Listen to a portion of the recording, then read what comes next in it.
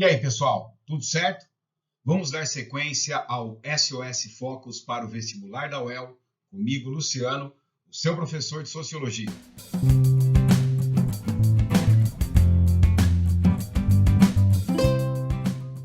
Vamos rever os principais conceitos referentes à mudança, transformação social, movimentos sociais, direitos e cidadania. É importante que você se lembre do conceito de movimento social, que é uma ação coletiva de indivíduos que, a partir de uma determinada visão de mundo, se organizam e se movimentam na expectativa de manter ou mudar as relações sociais. Para ser considerado um movimento social, é importante que você se lembre dos 3 elementos constitutivos: o projeto, que são as propostas que o movimento tem para a sociedade; a ideologia, que são as visões de mundo que os integrantes do movimento têm; e a organização, que são as hierarquias, as lideranças de um movimento que definem as pautas e que definem as ações do movimento. Essas lideranças podem ser verticalizadas e centralizadas, como, por exemplo, um sindicato, quando organiza as mobilizações, ou horizontalizadas e distribuídas entre vários porta-vozes, como, por exemplo, o movimento Passe Livre, que é um movimento organizado de forma horizontal. Muito bem. Exercício número 1. Leia a charge a seguir e responda as questões. Então, nós temos aqui uma chargezinha, né? E aí, 2 figurinhas aqui conversando. Eu acho que é o fim da linha. Na figura, o fim da linha é também uma metáfora para interpretações como aquelas que defendem que a sociedade atual encontra-se no fim da história.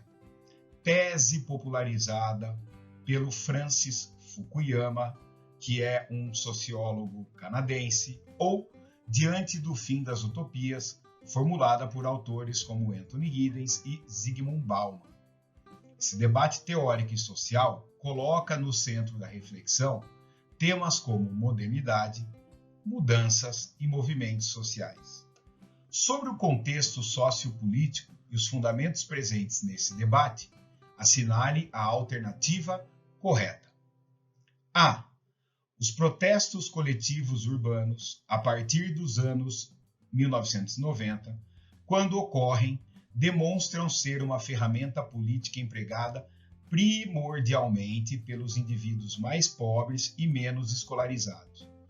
Negativo, né, pessoal? Nós podemos pegar, por exemplo, no Brasil, o movimento Caras Pintadas, que teve a participação de estudantes, artistas, políticos e pessoas de diferentes classes sociais, e que era um movimento que tinha, né, uma mobilização urbana também.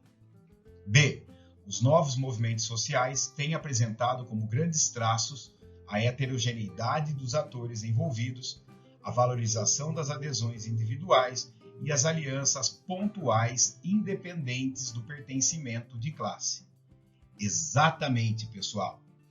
Um novo movimento social ou movimento social contemporâneo é uma classificação sociológica para movimentos que surgiram a partir da década de 1960, formados por pessoas que pretendiam demonstrar para a sociedade a diversidade de estilos de vida e pressionar o Estado para que o Estado legitimasse esses estilos de vida. São movimentos por direitos civis, por direitos políticos, por direitos sociais, como o movimento feminista, o movimento negro, o movimento LGBTQIA+, entre outros movimentos sociais. C. O liberalismo econômico é o referencial teórico dos movimentos contra a globalização, revelando a descrença geral com os grandes projetos inspirados nos ideais socialistas e o fim das grandes narrativas. Negativo, né, pessoal? O liberalismo econômico é uma corrente política. Muitos movimentos sociais podem ter como referência as ideias liberais, mas em nenhum momento o liberalismo e o socialismo se alinham. Para teóricos do fim da linha ou do fim da história, a pós-modernidade está marcada pela ausência de perspectivas para superar a cristalização de valores, práticas e projetos sociais defendidos na época da modernidade. Pelo contrário, os teóricos do fim da linha acreditam que a realidade que nós vivemos é uma modernidade que pode ser classificada como reflexiva ou como líquida, como coloca, por exemplo, Zygmunt Bauman e Anthony Giddens, ou a ideia de fim da história, por exemplo, como discute Francis Fukuyama. No entanto, essas teorias compreendem que o excesso de individualismo e a nossa sociedade, a civilização capitalista, marcam esse fim da história. E o fim da linha e o reconhecimento de que os valores criados pela modernidade foram cumpridos, restando às novas gerações garanti-los sem alterações significativas. Pelo contrário, o excesso de individualismo relacionado a esse fim da linha, existe uma crença de que quanto mais individualidade, mais a sociedade se conecta e tanto mais as novas necessidades e as mudanças vão sendo renovadas pelas novas gerações. Exercício número 2. Os movimentos sociais do século XXI, ações coletivas deliberadas que visam a transformações de valores e instituições da sociedade, manifestam-se na e pela internet. O mesmo pode ser dito do movimento ambiental, o movimento das mulheres, vários movimentos pelos direitos humanos, movimentos de identidade étnica, movimentos religiosos, movimentos nacionalistas e dos defensores proponentes de uma lista infindável de projetos culturais e causas políticas.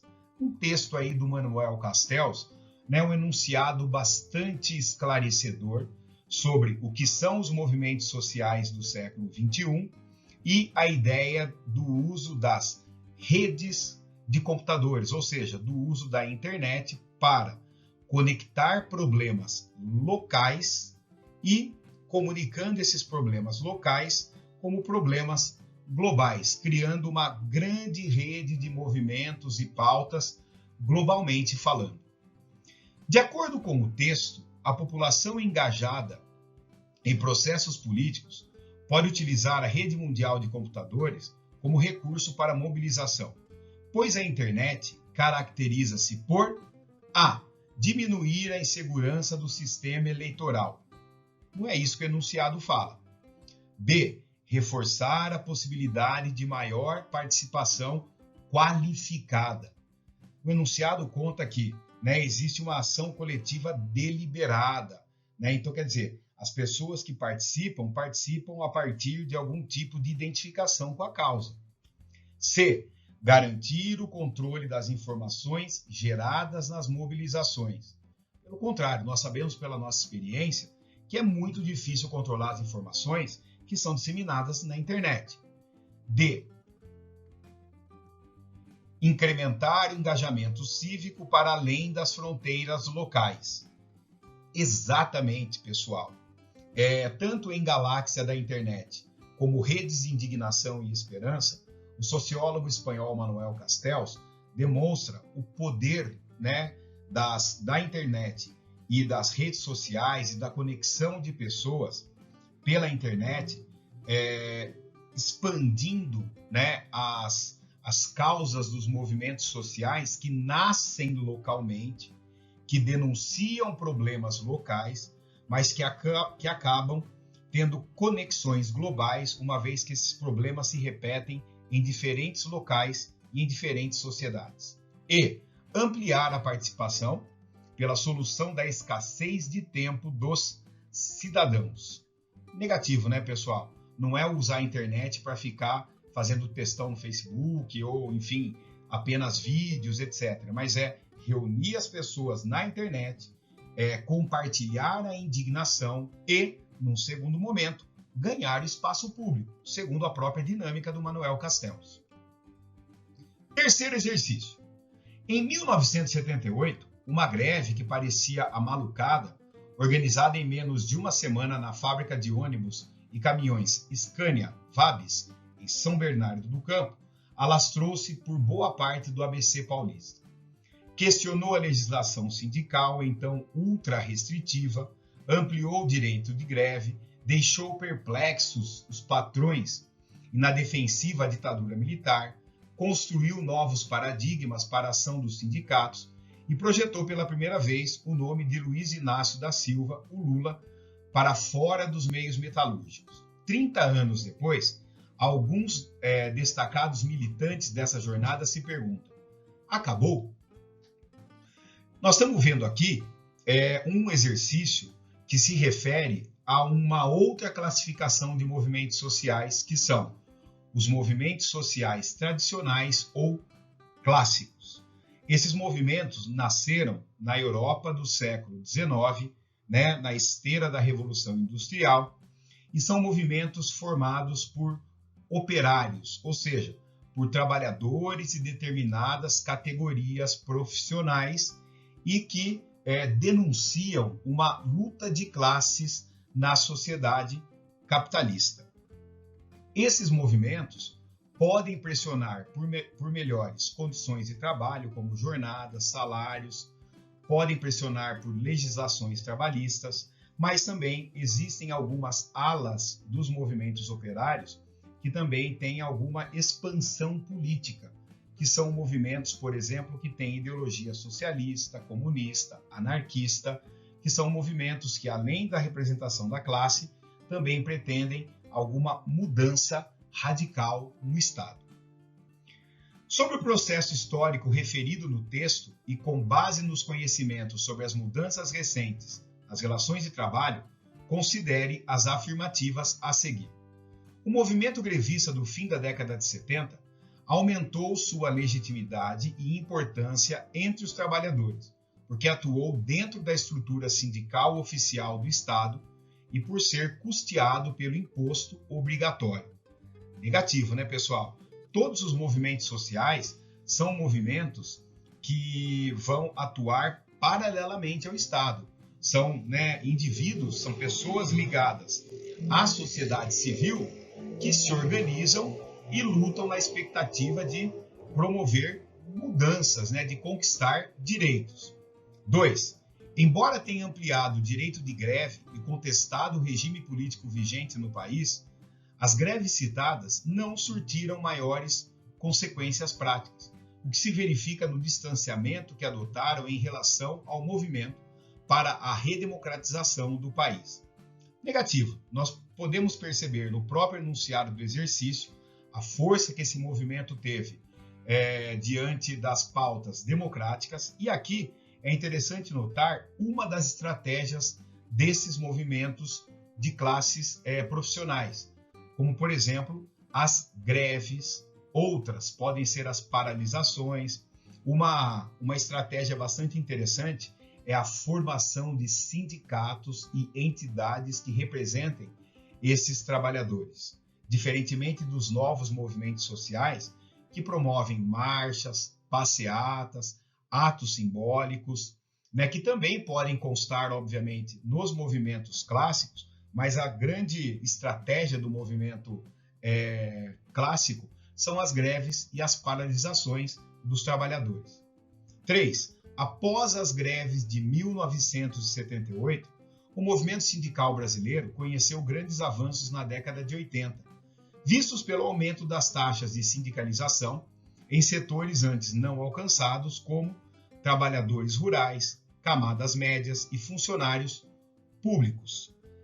Esta alternativa é importante. Saindo da ditadura militar, então os trabalhadores se organizam com uma melhor qualidade, vamos dizer assim, e com mais quantidade, e novos sindicatos vão surgindo para representar categorias de trabalhadores e muitas vezes negociando diretamente com os patrões. Nesse sentido, nós vamos começar a assistir à emergência do novo sindicalismo brasileiro. 4. 30 anos depois, devido à reestruturação produtiva e ao aumento do desemprego, as práticas sindicais dominantes tendem a uma maior aproximação com as empresas e com o Estado, e ao distanciamento em relação às bases dos trabalhadores. Infelizmente, né, para a luta sindical, por exemplo, essa foi uma dinâmica que ocorreu diante das mudanças relacionadas a uma sociedade que adotou uma política neoliberal de individualização dos trabalhadores, de enfraquecimento das organizações sindicais. Então, os sindicatos começaram a ter uma negociação mais pautada com os próprios empresários ou diretamente com algumas necessidades específicas de cada categoria profissional, o que faz, então, a alternativa 4 ser verdadeira. Por isso, aqui, a alternativa correta é a alternativa C. Exercício número 4. A elaboração da lei número 11.340/06, a Lei Maria da Penha, partiu em grande medida de uma perspectiva crítica aos resultados obtidos pela criação dos juizados especiais criminais, direcionada à banalização do conflito de gênero, observada na prática corriqueira, da aplicação de medidas alternativas correspondentes ao pagamento de cestas básicas pelos acusados. Esta, né, é um exercício que faz referência à questão de gênero, e nós trouxemos esse exercício para que a gente se lembre do movimento feminista, que é um novo movimento social que tem como principal pauta o combate ao machismo e à igualdade de gênero.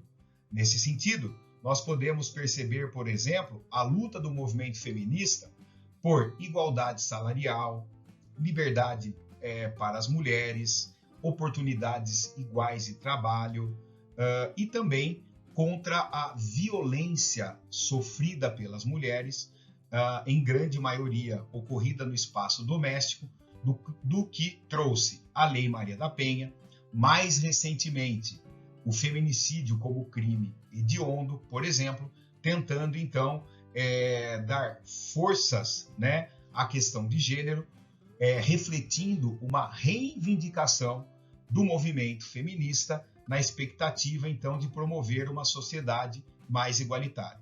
Nós podemos perceber, por exemplo, uma demanda que é o direito civil,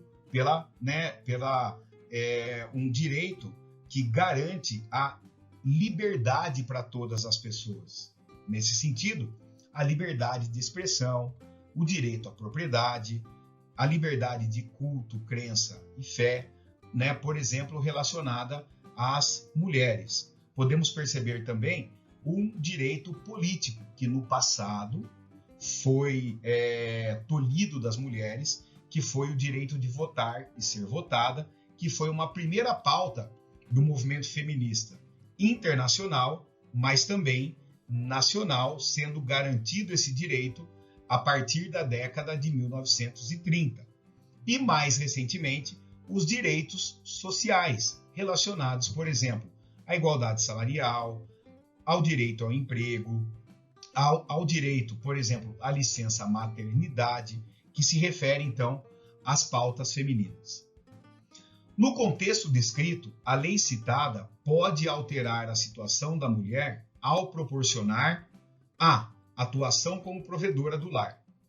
Não é isso que o enunciado, né, nos chama a atenção. B, inserção no mercado de trabalho. Nós também não estamos vendo um direito social.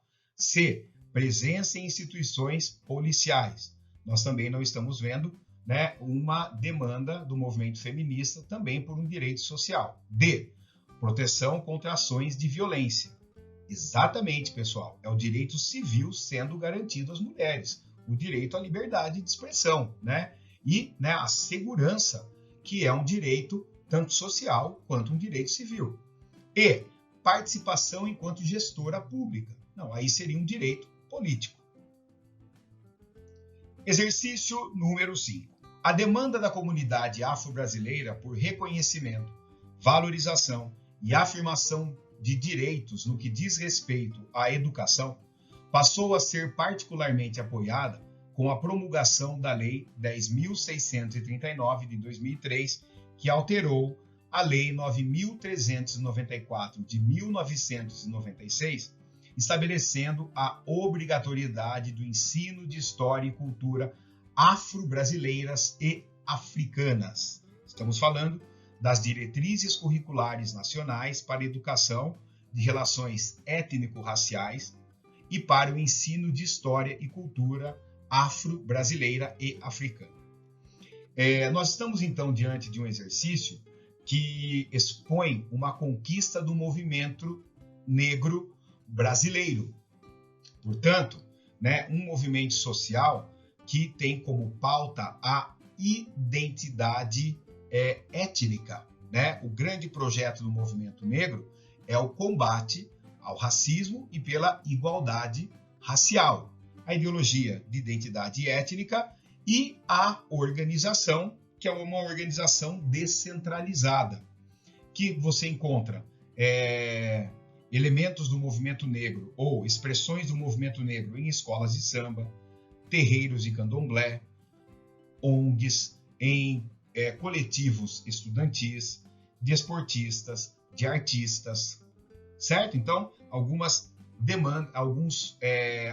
entidades que acabam expressando as demandas do movimento negro, que não é um movimento recente, é um movimento que, se nós formos observar, ele surgiu bem antes da década de 1960, ele surgiu lá, desde do movimento abolicionista, nós podemos dizer assim, o movimento negro já vem lutando contra o racismo e pela igualdade racial. Nós temos, nas primeiras décadas do século XX, a Frente Negra Brasileira.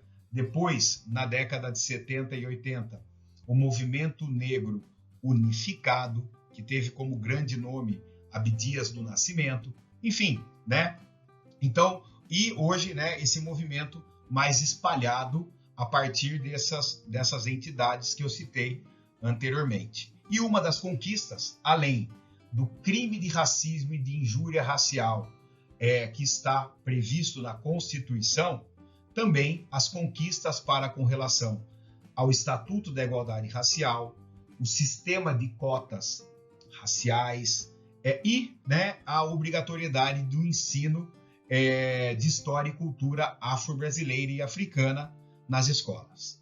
A alteração legal no Brasil contemporâneo, descrita no texto, é resultado do processo de A. Aumento da renda nacional. Negativo, Nada a ver com o enunciado. B. Mobilização do movimento negro. Claro, Alternativa B, alternativa correta. C. Melhoria da infraestrutura escolar. Negativo. Ampliação das disciplinas obrigatórias. Não, é uma inclusão de conteúdos. E E. Politização das universidades públicas. Negativo. Em uma das reuniões do GPH, Grupo de Pais de Homossexuais, na rua Major Sertório, no centro de São Paulo, mais de 80 jovens ocupam uma sala. Sentados em cadeiras, sofás ou em almofadas no chão, conversam, esclarecem dúvidas e falam sobre as dificuldades e prazeres típicos desta fase da vida. No final, participam de uma confraternização com lanche e música.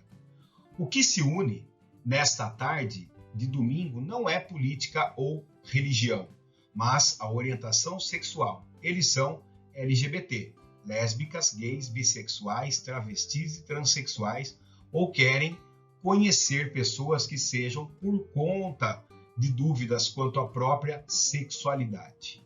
Estamos aqui, então, diante de um exercício que também fala dos novos movimentos sociais, e nesse caso aqui, do movimento LGBTQ, de queer, I de intersexual e A de assexual, mais.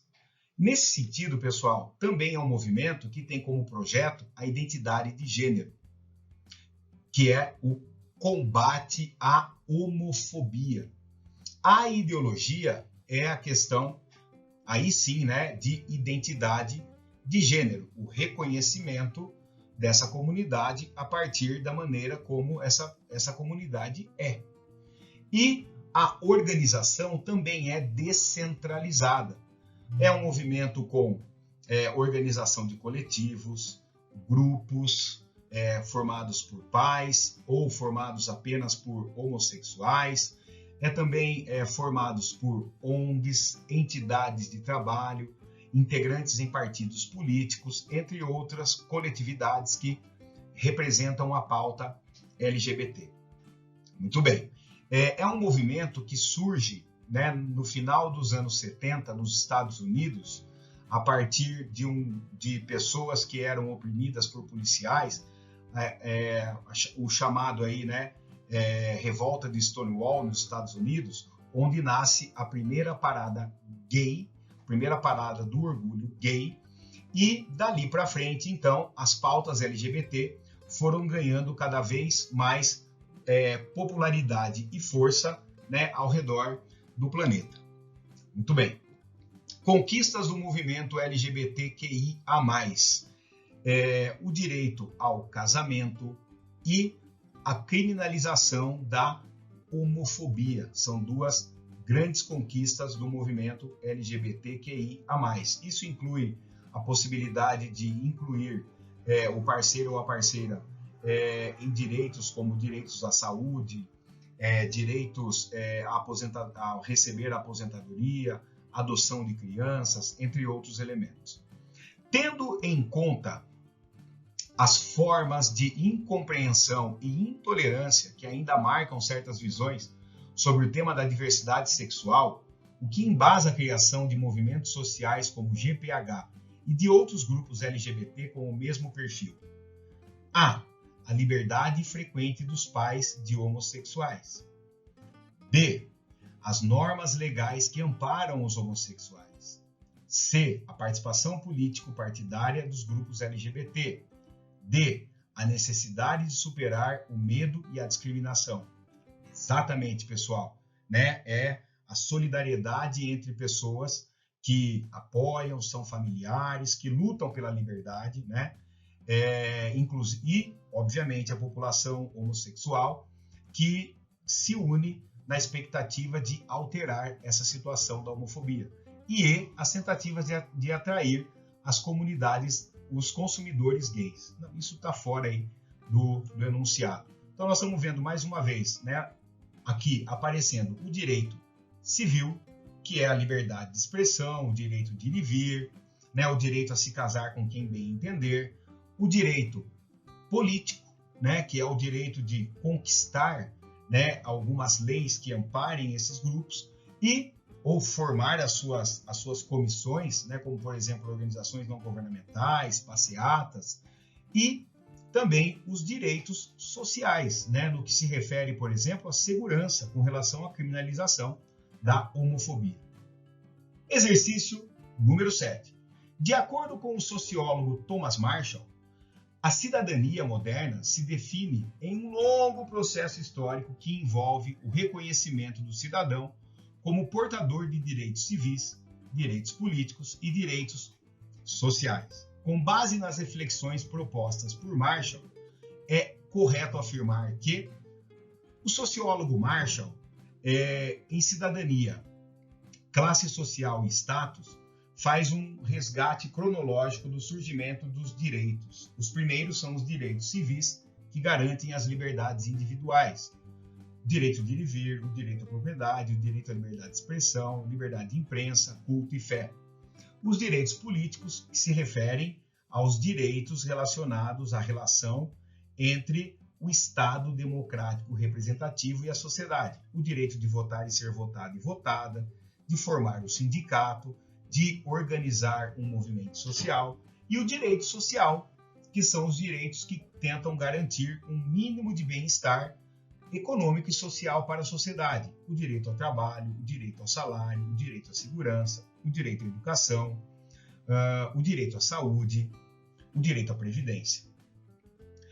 No Brasil, não existe cidadania porque o voto é obrigatório. Negativo, isso é uma discussão bastante ampla na sociologia, na política e na filosofia, mas não é a obrigatoriedade do voto que suspende a cidadania. B. Cidadania é algo que só existe na Europa e nos Estados Unidos da América. Negativo, né? O Brasil é um país democrático e que tem uma Constituição democrática e que garante às pessoas a cidadania. Quer dizer, todos nós temos os mesmos direitos e os mesmos deveres. C. A liberdade e a participação política dos cidadãos são fundamentais para a contínua geração de novos direitos. Exatamente, pessoal.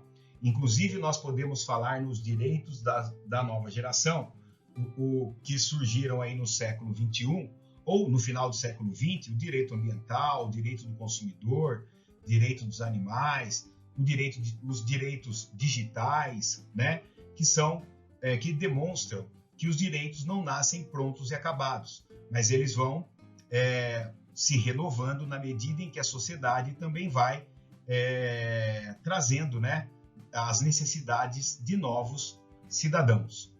D. A conquista de direitos de cidadania no Brasil foi um processo que se encerrou com a promulgação da Constituição de 1988. Negativo, conversamos agora há pouco, como, por exemplo, o crime de feminicídio, o direito ao casamento homossexual, entre outros direitos. E a cidadania no Brasil foi imposta por Getúlio Vargas durante a vigência do Estado Novo. Negativo, o Estado Novo foi uma ditadura, assim como foi a ditadura militar entre 64 e 85, em que não há direito, tampouco cidadania.